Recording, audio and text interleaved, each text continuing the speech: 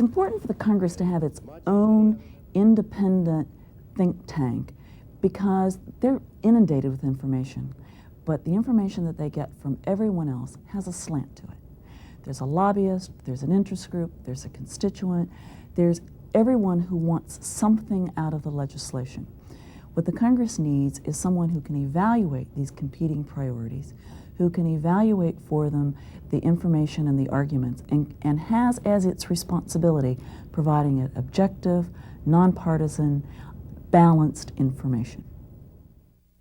The accumulated wisdom and experience of all civilized governments has been assembled here, interpreted, classified, briefed, ready for the industrious legislator. It will enable Congress to profit by the trials, experiments, and approved judgments of all other nations. These words were written by Robert M. La Follette, Sr. on July 4, 1914, after the Senate passed his appropriations bill authorizing the creation of what is today the Congressional Research Service. CRS Mission, as a department of the Library of Congress, is to serve the Congress. It's the only department of the library that serves the Congress exclusively. We don't have other clients. The aim of my new provision is to make serviceable in suitable form for immediate use the legislative resources of our National Library.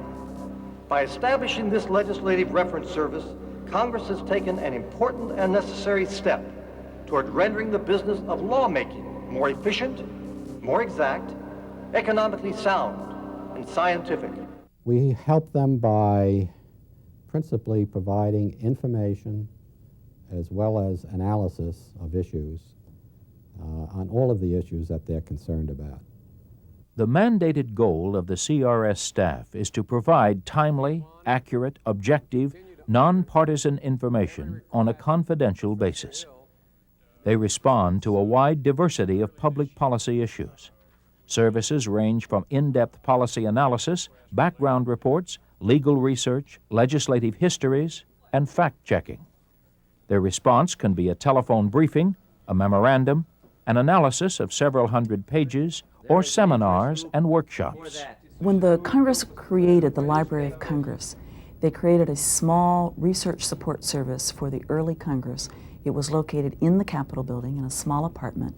And from that small beginning, the National Library of Congress has evolved. But the Congress has still retained for itself a research service that works exclusively for it. That's now the Congressional Research Service. More than a century after the Library of Congress was established, a legislative reference service was created for the sole purpose of providing specialized services to Congress, its committees, and members. In 1946, it became a separate department of the library and was directed to employ specialists to cover several broad subject areas. The number of staff working exclusively on the research requests from Congress had grown from the one librarian appointed in 1800 to over 130. The Legislative Reorganization Act of 1971 gave us a mandate to enlarge our staff, to provide more in the way of policy analysis for committees, and to strengthen our resources for them, to become more than information and reference, and to become truly a think tank for the Congress. The Air Force has had the opportunity to bomb a stationary enemy in known positions for almost 40 straight days, destroying its equipment, communications. We think that by helping them frame the issue, it makes it easier for them to decide how they do their job, which is making the policy decisions. We don't make decisions for them. We don't even make recommendations to them on how they ought to vote. But we think framing the issue is a very important part of this process. CRS has a large staff. We have 860 people on the staff, and we range from librarians to lawyers to geologists to social scientists to political scientists to health scientists. And the reason we have the range of expertise is because of the range and the depth of public policy questions these days. Our real strength is that we have all of these people under one roof, and we can approach these issues in an interdisciplinary fashion. These analysts read the literature, they keep in touch with colleagues in academia, they keep in touch with colleagues in the executive branch of the government, with interest groups, with the lobbying organizations, and they stay current in their field of expertise so that they're ready at any time to go over to a member's office to discuss the issue, what's happening with it, what legislation is pending, what are the arguments in favor or against the issue.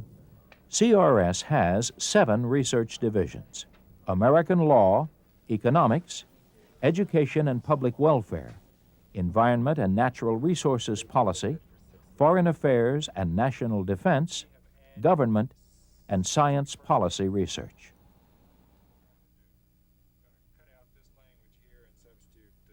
The Inquiry Section is the central office of CRS.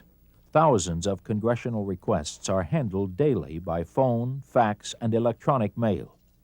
The inquiry staff obtains the necessary information, type of analysis required, the response format desired, time frame needed, and then assigns the request to the appropriate division. The Congressional Reference Division responds to requests from Congress for information and reference rather than analysis. Last year, the Congressional Research Service answered over 500,000 questions for members of Congress. That 500,000 questions, if you translate it into the days that the Congress is in session, means that we're getting over 2,000 phone calls a day for assistance and for information.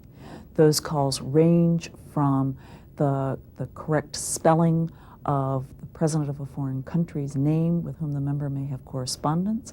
It ranges from the development of questions for hearings to the comparison of bills that have been introduced into the House and into the Senate, where they want a side-by-side analysis of what these two pieces of legislation look like. It's a vast range of the kinds of requests that CRS gets. Consequently, we have a range of staff capable of answering those questions. Hi, this is Marion with Senator Warner's office. We've had a request from a Lake Braddock school in Virginia. They want a whole bunch of different information.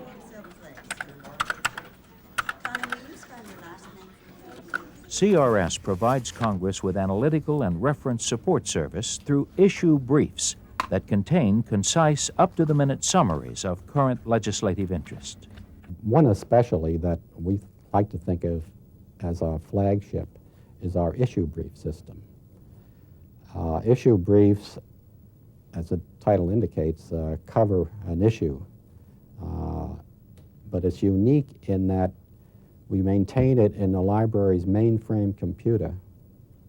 We input the briefs into the computer so that they're not only readily maintained up to date on a moment's notice, but that they're accessible in the member's office on their own terminals there. CRS reports are in-depth studies on a variety of issues. Info packs bring together the issue briefs, CRS report, other important government publications, and press clippings. Info packs cover more than 100 issues of legislative interest, ranging from abortion to acid rain, and from Medicare to Mexico. CRS also produces audio briefs and video briefs, featuring both CRS staff and other nationally recognized experts. Video briefs air regularly on the Congressional cable TV system. Global environment. The last decade has seen both advances and declines. I think if I had to use one word to sum it up, it would be clarification. I think that most of the things that we do for them are, not all, but most of the things we do for them are, at least with that have to do with their important functions, are designed to help clarify an issue or a piece of law or a proposal. And that can be very important because a lot of times even people who propose something are not necessarily clear on, they have an idea perhaps, but they're not really clear about how to go about it or what the effects would be if they do something. And so I think it's our job to point that out. Doesn't the Constitution say people have the right to bear arms? It's definitely true that the Second Amendment to the Constitution says that people have the right to keep and bear arms. But that doesn't mean that you or I or anyone else can go out and play Rambo with a gun. Imagine a gun law that police, politicians, and the National Rifle Association support. A gun law that actually works. It's an instant criminal records check on every gun store customer, and it's working right now in Virginia. Now, imagine enough police, prosecutors, and prisons to take criminals off the streets once and for all. The NRA wants to make it all a reality, nationwide. Why not help us?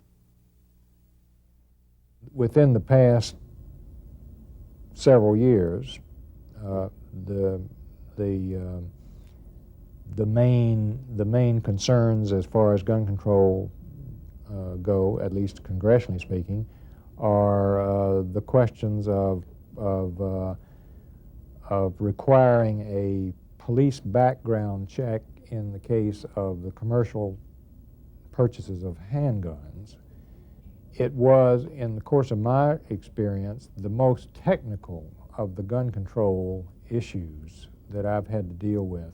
And it because all of a sudden we were trying to make these very, very subtle distinctions about firearm mechanisms and the functioning of firearms, and trying to sift through all of the rhetoric and the high-powered statements that were being made about guns on both sides. Handguns may not be as American as apple pie, but they have become a familiar fixture of American life.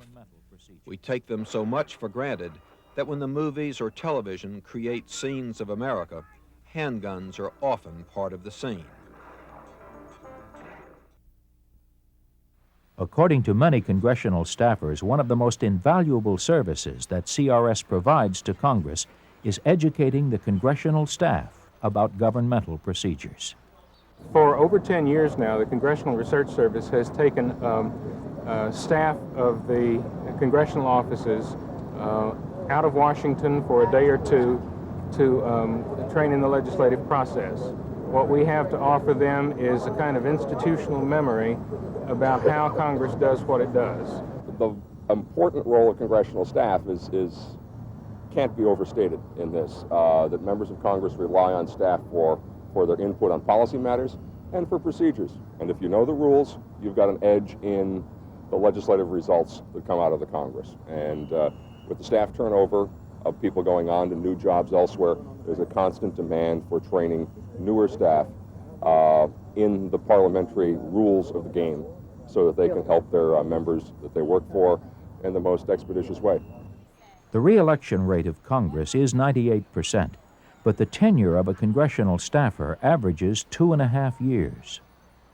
When I first came here, the tendency was most of the staffers were people who had been here for 15, 20, 25 years. I'm talking about congressional staffers, people who came with their bosses from the state and who just stayed on. And for various reasons, that seems not to be the case anymore. And you get a lot of turnover on the Hill. One of the terms that's been applied to CRS is that we're kind of the Congress's institutional memory, and we actually take great pride in being called that. And it probably has come about for a couple of reasons. One is obviously we're a library, and we collect, and we organize, and we keep track of the kinds of information we've got as well as the information we've created for the Congress, and so all of that's available. The other reason comes about because of the changes in the Congress itself. Capitol Hill staff are very bright, they're very educated, they speak well, they write well, but they need up-to-date policy information as well as they need to know what happened last Congress, what happened 2 Congresses ago, what happened 6 Congresses ago on this same issue area. In contrast with congressional staff, the average tenure of a CRS staffer is between 10 and 11 years. So it is quite likely that the last time that this issue came up for a major revision by the Congress, not only did we, CRS, work on it, we, the individuals, may well have worked on it. Being a part of the Library of Congress is vital to CRS. we could not exist without access to the library's collections. We're one of the biggest users of a lot of the library's collections because we need the historical grounding that the collections provide to us, as well as we need the richness of the way that the library collects. It's the largest library in the world and collects from every country of the world. The members understand the Library of Congress. They understand that it's an institution that's respected, throughout the country, indeed throughout the world. And they understand that what we're providing to them is a completely balanced, objective product. And they know that the library stands behind us on it.